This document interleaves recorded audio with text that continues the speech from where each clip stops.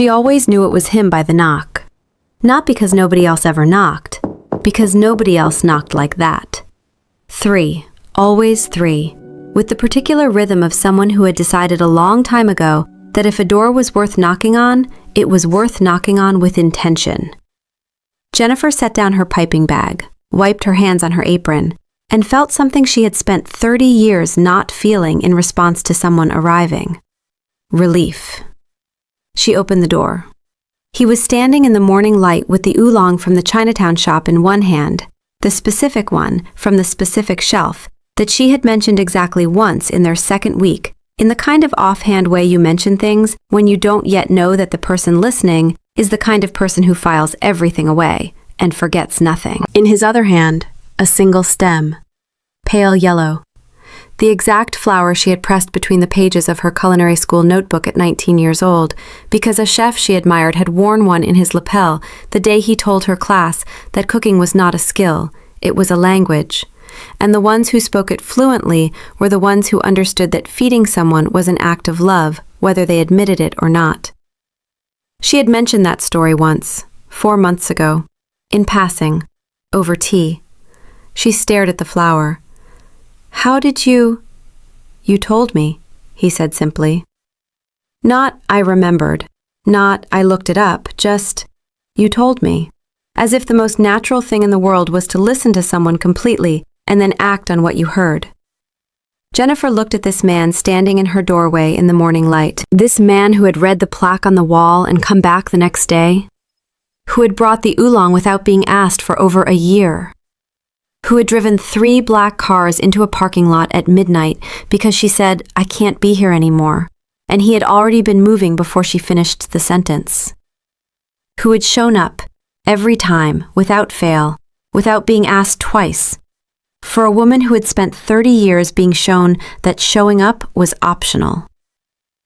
Something moved through her chest, old and new at the same time. She stepped forward and kissed him. Not quickly, not with the nervous energy of someone still surprised that this was real. With the full, unhurried certainty of a woman who had done the hardest thing. Learned to trust something good without waiting for it to be taken away. He kissed her back. His free hand found the small of her back, not pulling her closer, not marking territory, just present. The way he was always present. Steady in the way that costs something to maintain, and he paid it every single day without making her feel the cost. When she stepped back, she looked at him for a long moment. He looked back, steady, attentive, the way he had looked at her across a bakery counter the very first morning, like someone watching a language being spoken that they had been waiting their whole life to learn. She took the flower from his hand, set it in the glass of water she kept beside her station, picked up her piping bag. "The cake is due at noon," she said. He set the oolong on the counter, pulled up his stool, sat in her kitchen in the morning light the way he always sat, like a man who had found the one place in the world where he did not need to be anything other than exactly what he was. "I know," he said. "I'll be here." She went back to work. The flower caught the light beside her station, and that morning, that quiet, golden, ordinary, extraordinary morning, was the last peaceful one for a very long time. 6 months. 6 months since a parking lot and 3 black cars and a man who came when she called. 6 months since she walked away from a tent full of music and a family that had spent 30 years making her feel like a guest in her own life. 6 months of mornings that belonged entirely to her. Jennifer stood at her station, flower on her forearms, hair pinned back, the stand mixer running a Swiss meringue she had been nursing for 20 minutes, and let herself feel it. Happy. Not the performed happiness of someone trying to convince themselves, the real kind, the kind that lives in your hands when you are doing the thing you were built to do in a space with your name above the door. Then 3 things happened in the same week that unraveled everything she thought was settled. First, Bongo didn't come on Sunday. No oolong, no 3 quick knocks. She called once, voicemail. She did not call again because she had learned the difference between giving someone space and chasing someone who doesn't want to be found. Second, her assistant left a message on Tuesday evening. A woman had come to the commissary, elegant, composed, asking for Jennifer by her full birth name, not Smith. Her full name, the name that only her family and one police station from 15 years ago had ever used together in the same sentence. Third, a stranger called on Wednesday morning. He had found her business card in her father's wallet. Her father had collapsed in a supermarket parking lot. Nobody called Jennifer because nobody in her family had her number anymore. She set down her piping bag, looked at her name on the lease above the door, and said out loud to nobody, "Not now. Not when everything was finally right." Her phone buzzed, an unknown number. A hospital address 2 hours outside the city. 4 words beneath it. "He needs you here." Before we go any further, I have to be honest with you. Building this channel has been one of the hardest and most rewarding things I have ever done. My husband has been my rock through every single step of this journey, and he made me a promise: when this channel hits 1,000 subscribers, he will fulfill a wish I have carried in my heart for a very long time. I need your help to get there. If Jennifer's story has ever moved you, please hit that subscribe button right now. Leave a comment. Share this video. Every single action you take helps this channel grow and brings me one step closer to that promise being kept. We are so close. Let's get there together. Tell me where in the world you are watching from tonight. I read every single comment and I want to see every country represented. And if you are just finding Jennifer's story for the first time, part 1 is in the comment section and the description below. Start there. You will not regret it. Now let's get back to Jennifer, because this final chapter is about to show you what she is truly made of. Bongo had never disappeared before. Guarded, yes. Mysterious, yes. But always present. Always the oolong on Sunday. Always 3 quick knocks. Always the phone answered before the second ring. 4 days of silence was a different language entirely. She gave him 2 days. The way she had learned to give people space, not from fear, but from the understanding that presence cannot be forced into being something it isn't ready to be. On the 3rd day, a man arrived at the commissary. She had seen him before, always in the background, one of the men from the parking lot that night. He handed her an envelope without speaking and left before she could form a question. Inside, a card. Gold emblem. 4 words in handwriting that wasn't his. He is handling something. On the back, a hospital address, 2 hours outside the city. Jennifer read it twice. Then she did something she had never done since she signed her lease. She closed the commissary early, got in her car, and drove 2 hours toward a man whose world she had only ever seen the edges of, because that was the kind of woman she had become, not the woman who waited to be shown things. The woman who drove toward them. At the hospital reception desk, she gave his name. "Are you family?" the nurse asked. Jennifer thought about a concrete barrier and cold grass. A phone answered before the second ring. A voice that said, "Don't wipe your face in a parking lot in the dark." "Yes," she said, without hesitation, without qualification. The nurse pointed her down a corridor. She walked and stopped. Because sitting outside a hospital room in 4-day-old clothes, unshaven, exhausted, holding something heavy entirely alone, was not the composed, unhurried man she had come to know across bakery counters and Tuesday dinners and Sunday mornings. This was just a man, tired and human and hollowed out by something he hadn't been able to put down. He looked up, and the relief on his face was so raw and so completely unmanaged that it answered every question she had been quietly carrying for 6 months. She crossed the corridor, sat beside him, took his hand, and stayed. They sat like that for a long time. Then he began to talk, and the first thing he said was not about his father or his brother or the family operation. It was 3 words, his real name. They sat in the corridor without speaking first, Jennifer had learned, slowly, at real cost, that silence shared with the right person is not emptiness. It is its own kind of language, and Jaewon Park had always spoken it better than anyone she had ever known. When he started talking, she did not interrupt. He told her about his father, Sung-won, the man behind that door, the most complicated relationship of his life. Not because Sung-won was absent or cruel, but because he was present in the specific demanding way of powerful men who love their children through expectation rather than expression. He told her about his mother, Mireille, the woman who had been the real architecture of the family's operation for 20 years while everyone looked at Sung-won. Quiet power, the kind that doesn't announce itself because it doesn't need to. He told her about his brother, Min-jun, younger, brilliant, wounded in the specific way of second sons in powerful families who are never quite told that being second does not mean being less. And then he went quiet, looked at his hands, and told her his name. Not Bongo.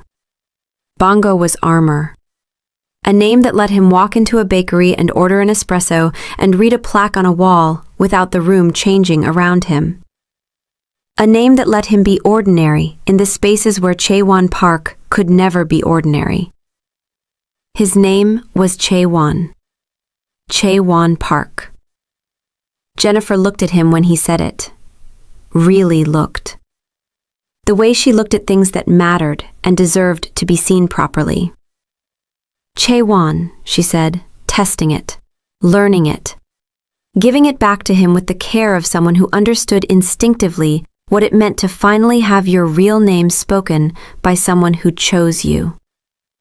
Something moved through his face, something released that had been held for a very long time. Why Bongo? She asked. Because Bongo could walk into a bakery without the room changing, he said. Jaewon Park cannot go anywhere without the room changing. Jennifer held his gaze.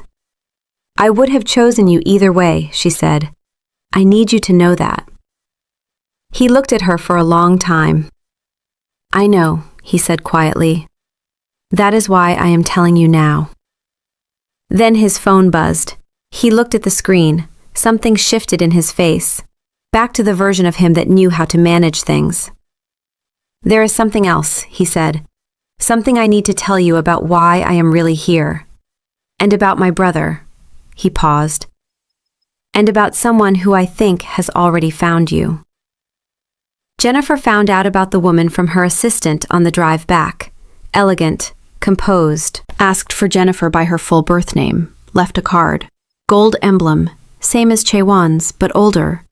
The version the family used 15 years ago before the Park name became what it became. She told Jaewon in the car. He went completely still. The specific stillness she had learned to recognize, not absence, the opposite of absence. Everything happening beneath a surface trained since childhood to reveal nothing. What did she look like? He asked. Jennifer described her. He closed his eyes for exactly 3 seconds. The woman's name was Celestine, Korean French, his father's first wife, a marriage that existed before Mireille, before the family's operation expanded, before certain decisions were made about what the Park name would mean going forward. Celestine had been paid to disappear 15 years ago, a clean transaction, a closed chapter, or so everyone believed. She had disappeared, but she had watched, carefully, patiently. For 15 years from a distance, nobody thought to guard against because nobody thought she was still watching. The fact that she came to the commissary, to Jennifer specifically, using Jennifer's full birth name, meant she knew exactly who Jennifer was to Jaewon, and it meant someone told her. Is she dangerous? Jennifer asked. Jaewon considered this honestly. She had always appreciated that about him. He never gave her the comfortable answer when the true one was available. To me, yes, he said. There is history there that doesn't resolve cleanly. He paused. To you, no. She came to you because you are the only person connected to my world that she believes is clean. Jennifer looked at her hands on the steering wheel, flowers still visible in the creases of her knuckles from that morning's work. Clean. She almost smiled at the word. She had spent 30 years being made to feel like she wasn't enough. And now the most complicated woman in Chaewon's world had chosen her specifically because she was untouched by all of it. Set up the meeting, she said. My kitchen, my terms. Chaewon looked at her from the passenger seat for a long moment. Jennifer, he said carefully, whatever Celestine tells you, I need you to know that I did not send her, and I did not know she was coming.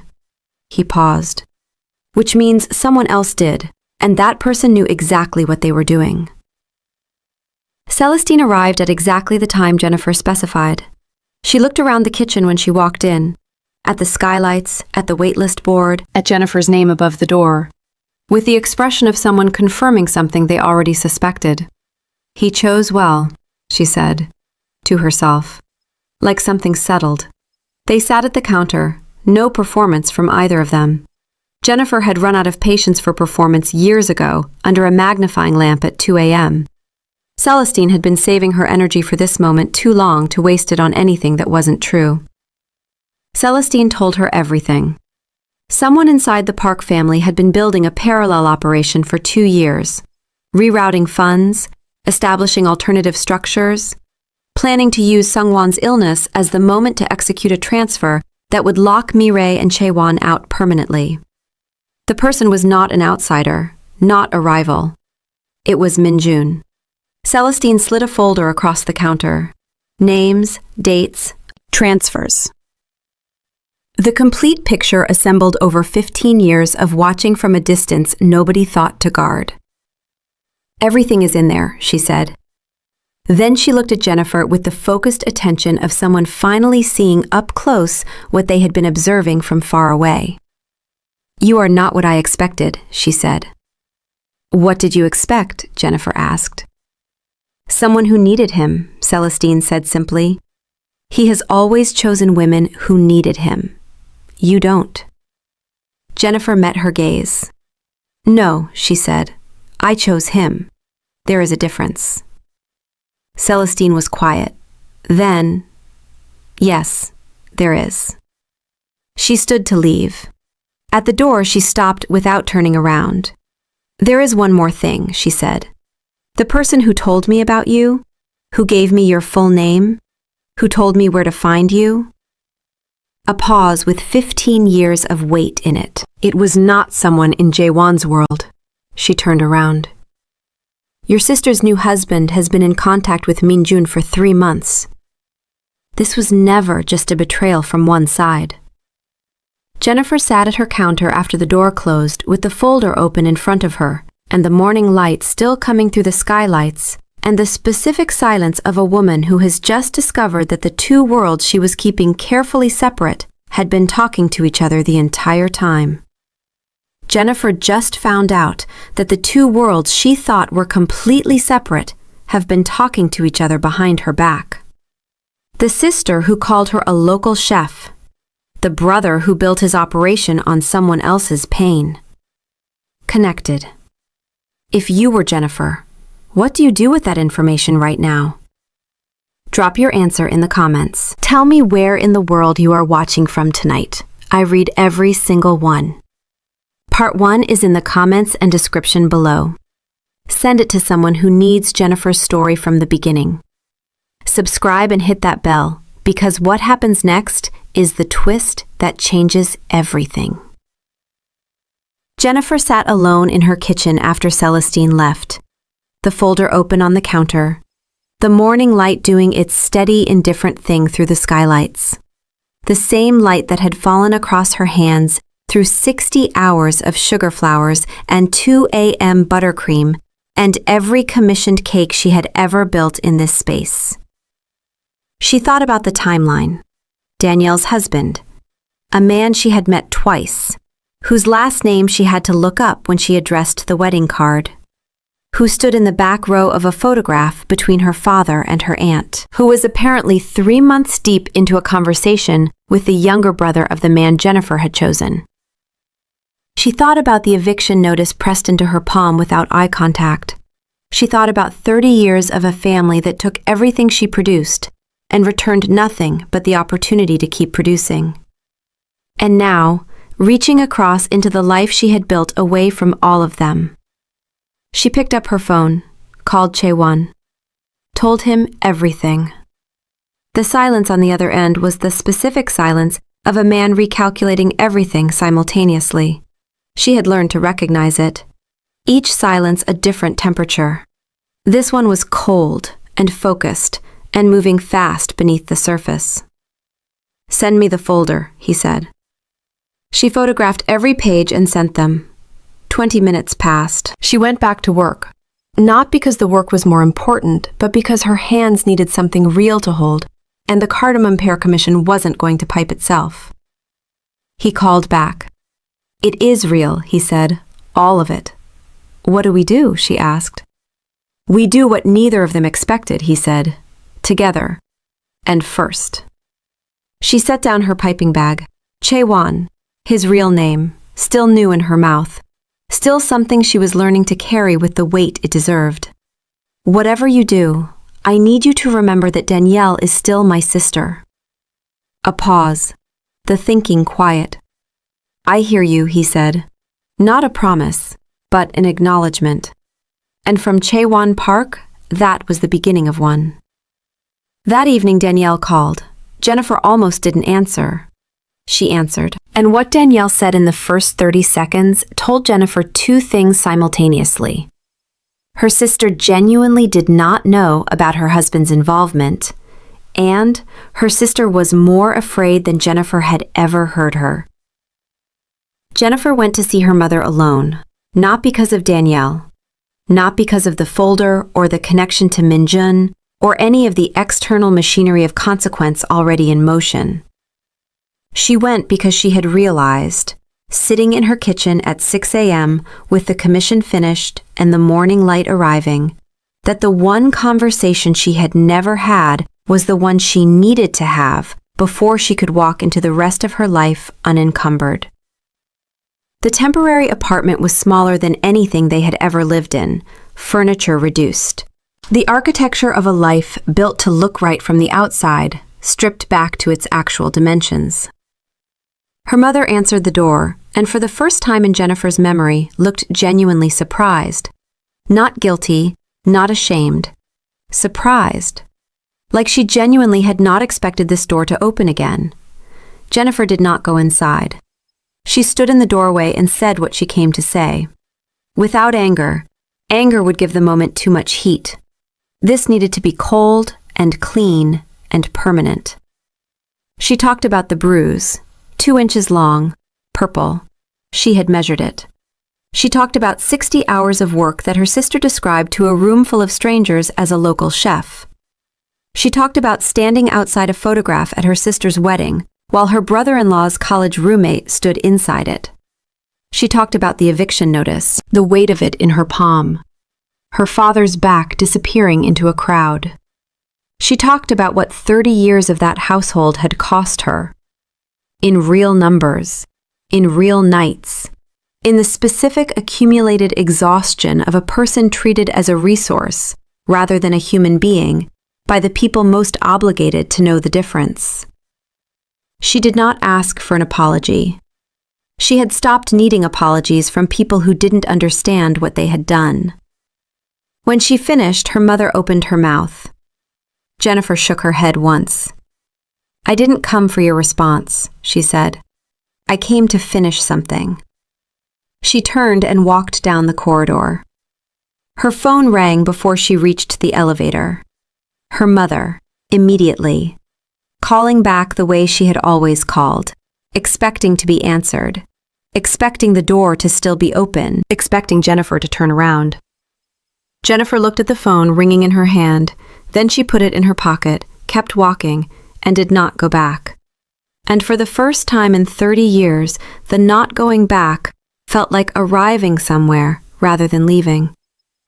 Jae-won moved on Min-jun and Danielle's husband simultaneously.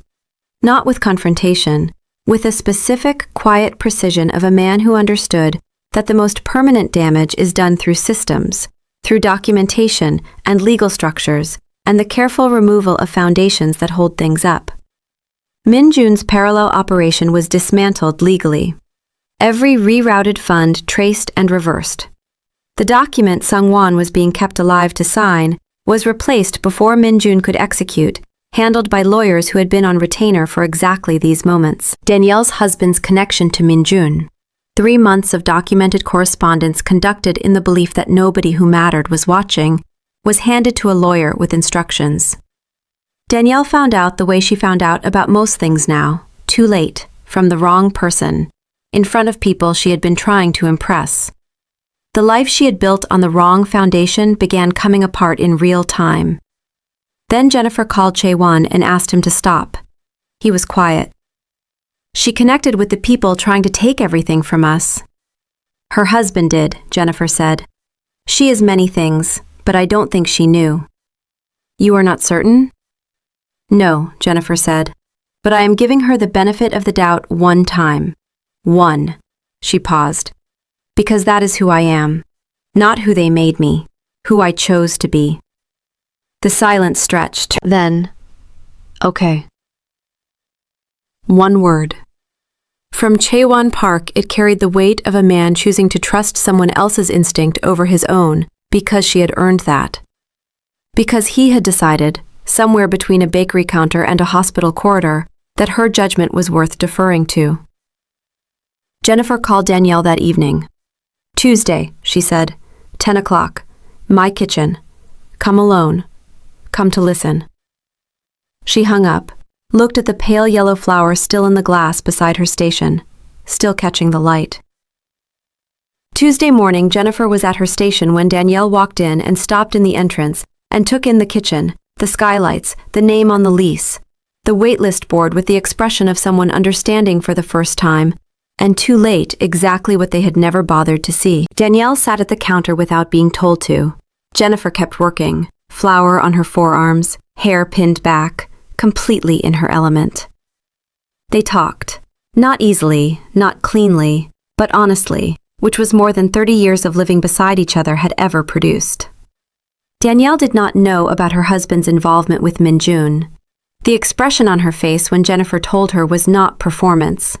It was the specific expression of a woman understanding in real time that the foundation she built her new life on was not what she was told it was. Then the commissary door opened again. Her father, in his good coat, uninvited. Standing in the entrance the way a man stands when he is not sure he has the right to be somewhere, but has come anyway because he has run out of reasons not to. Jennifer looked at him for a moment, then went back to her piping bag. He sat beside Danielle, reached into his coat, set an envelope on the counter, her name on the front, his handwriting. Dated 3 years ago, never sent. She read it at her station with flour on her hands. It did not ask for forgiveness, did not make excuses. It told the truth, that he saw everything and did nothing, and had lived with that in the specific, silent way of men who chose comfort over courage and understood exactly what that choice cost the people around them. She folded it, set it beside her piping bag. "Why are you here today?" she asked. "Because I ran out of reasons not to be," he said. The kitchen was quiet in the way that kitchens are quiet when something real is happening in them. Then the door opened and Chae-won walked in. Early, oolong in hand, 3 quick knocks on the door frame even though it was already open. He stopped when he saw the 2 people at the counter, looked at Jennifer. She gave him one small nod. He set the oolong down, pulled up a stool, stayed. Meanwhile, 2 hours away at the hospital, Chae-won's earlier conversation with Min Jun was reaching its end. 2 brothers, their father's monitors beeping steadily between them. When the documents were signed and the lawyers had gone, Chae-won looked at his brother. "You wanted to be seen," he said.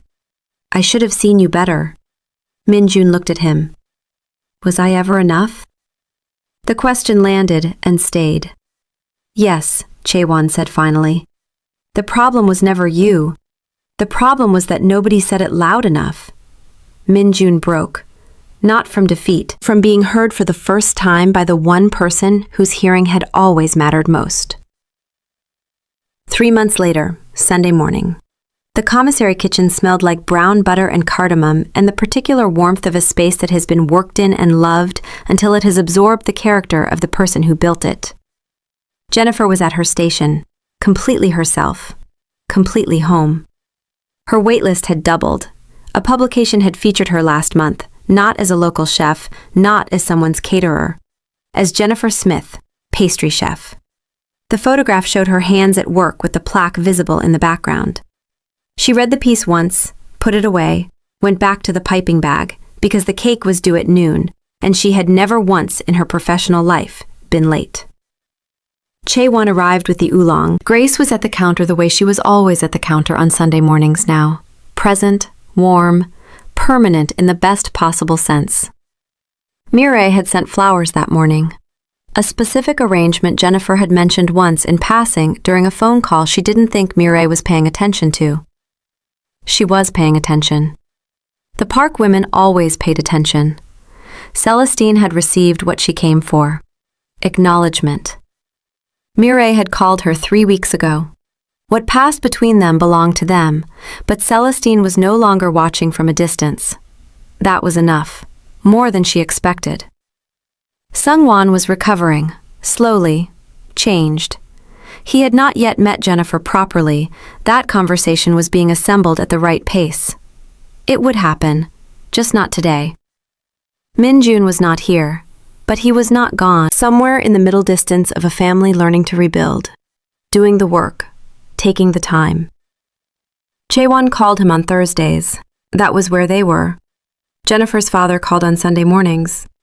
Not every Sunday, but enough Sundays that it had become a thing. A quiet, imperfect, real thing. Danielle was figuring herself out. The marriage built on the wrong foundation was being honestly examined. She called sometimes. Jennifer answered sometimes. That was more real than anything that came before it. Jennifer's mother had not called again after the corridor. Jennifer had not called her either. That silence was not cruelty. It was the specific piece of a woman who said what she needed to say and did not need a response to know it was true. Chae-won set the oolong on the counter. Jennifer looked at him. He looked at her. She reached into her apron pocket, took out the velvet box, the one she had carried every single day since he first placed it on her counter. She opened it herself, looked at what was inside, then looked at him. This man whose real name she said every day now, whose world she had walked into with both eyes open, whose family she was becoming part of not because she needed them, but because she chose them. "Ask me again," she said.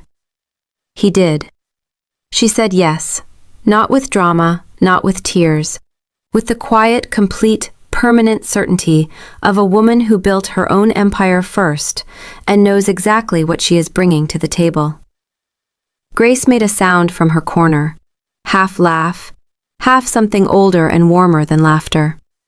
Jennifer put the ring on her own finger, looked at it for a moment in the morning light, then she picked up her piping bag and went back to work, because the cake was due at noon, and she had never once in her professional life been late. Chae-won sat at the counter with his espresso, watching her the way he had watched her the very first day, like someone watching a language being spoken that they were grateful every single day they stayed long enough to learn. The ring caught the light as her hands moved. The plaque was on the wall. Her name was on the lease. And the empire, the real one, the one nobody gave her, the one she built with tweezers and magnifying lamps and 60 hours of work, and the absolute refusal to let people who couldn't see her worth determine what she was worth, was just beginning. And that is Jennifer's empire. She started with a bruise from a zipper and 60 hours of work that her sister called a local chef. She ended with her name on her own lease, a plaque on her own wall, and a ring she put on her own finger. If this story moved you, share it right now with someone who needs to hear it today. Drop a crown in the comments if you have been here from part 1. Drop a fire if part 2 broke you open. Tell me where in the world you are watching from tonight. I want to see every single country in these comments. Part 1 is in the comments and the description below. Send it to someone who needs to start from the beginning. Subscribe and hit that bell. This channel exists because of every single one of you. Thank you for staying with Jennifer. We will see you in the next story.